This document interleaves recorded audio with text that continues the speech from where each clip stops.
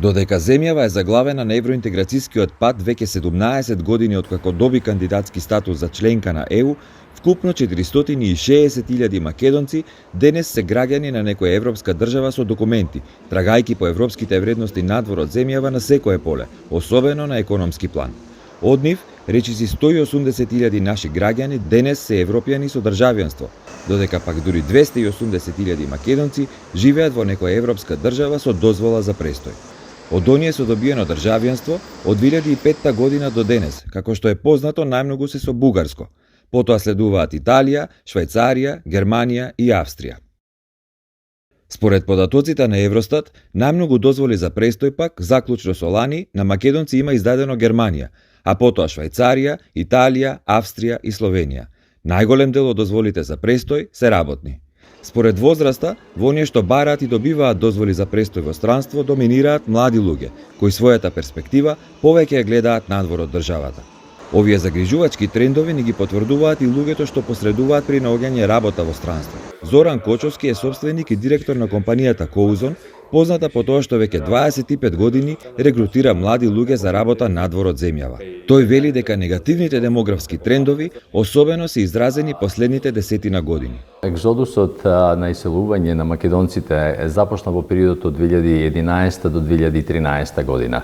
Тоа се знаците кои во тој период не можевме да ги препознаеме дека ќе дојдат до нивото до кој се денес, но денес е трагична ситуацијата затоа што голем дел од популацијата, поготово младата популација, не се наоѓа себе си во Македонија, не заради други причини. Платите во Македонија почнуваат да растат.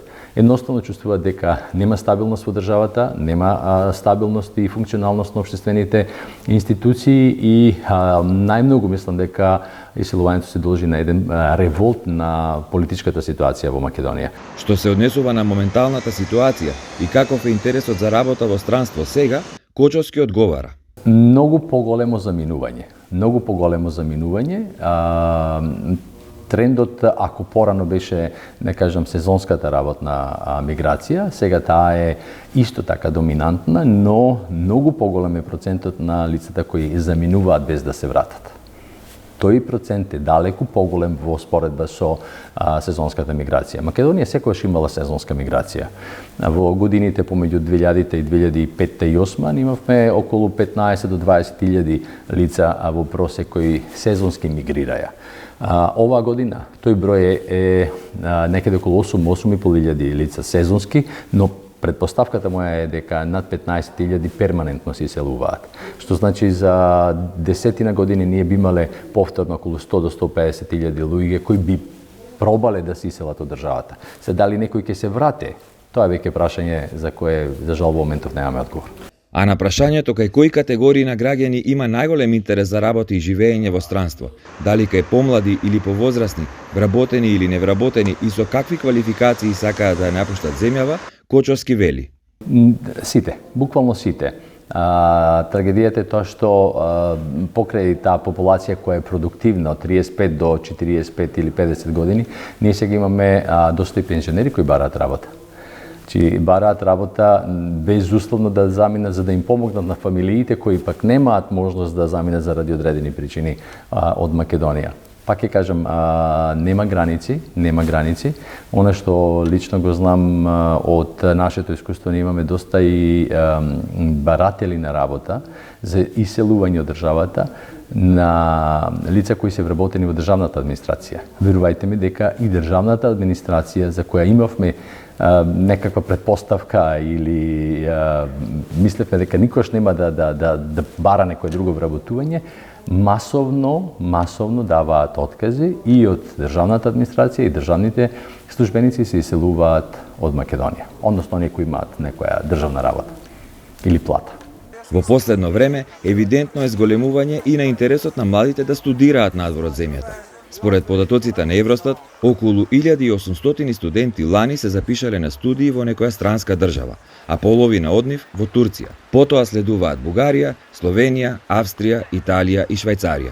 Кочовски потврдува дека интересот за посредување при запишување на студии е исто така голем. Студирањето во странство е присутно на долги години, но не само од нас како посредници кои запишуваме или помагаме при запишувањето. Тука се три фактори инволвирани. Прво, одредени држави, европски и, да кажем, од нашето окружување, имаат своји фондации кои повлекуваат еден добар дел на млада, да кажем, популација која има голем потенцијал, и тоа се нивни национални стратегии. Ако, да кажеме, ја земеме во предвид Словенија. Словенија добива од Балканот годишно од 3 до 4 илјади студенти. Предпоставете која е тоа сила на работа. Која е работна сила која ќе остане во Словенија, затоа што Словенија како држава им нуди. Истото сега го копира и Хрватска. И Хрватска почна да станува популарна дестинација. Да не зборувам за другите држави. Вториот начин на заминување на студентите на школување во странство се одвива преку форма на стипендирање на самите универзитети, затоа што универзитетите, за да бидат рангирани во светските образовни листи, мора да имаат студенти од странство. И третата форма е таа форма во која можеби ние најмалку учествуваме, каде што добар дел од студентите, ради тоа што чувствуваат дека ако имаат образование стекнато во тие држави ќе бидат подобро евалуирани при барањето на работа или излезот на работната сила на трудот, земаат одредени кредити и заминуваат на школување во странство. Значи, тоа се тие три категории. За да се спречат или ублажат овие трендови, Кочовски вели дека властите мора да направат национална стратегија и да спроведат реформи што ќе ги задржат младите повеќе во својата татковина, од школските клупи па се до работните места. Стартен чекор кој треба да се направи е анализа на потребите од работна сила во Македонија. И преку таа анализа да се дојде до заклучок што на нашето општество ни треба. Затоа што ако продолжиме со грешното образование и форсирање само на образование од општествените дејности или услужните дејности, Македонија ќе остане без работна сила во многу индустрии. Ако тоа се случи и констатираме дека немаме работна сила, треба час поскоро да увезуваме работна сила. Увезувајќи работната сила, го задржуваме финансиската стабилност на компаниите, кои давајќи поголема плата, ќе може да бидат конкурентни на платата која даваат некои фирми на запад, значи да повлечеме дел од нашата популација. Вториот момент, јас ценам дека некои политики кои беа во минатото, со подпомагање на младите да купат стан, со субвенционирање во превработувањето, прво обработување и така натаму, се исто така добре дојдени.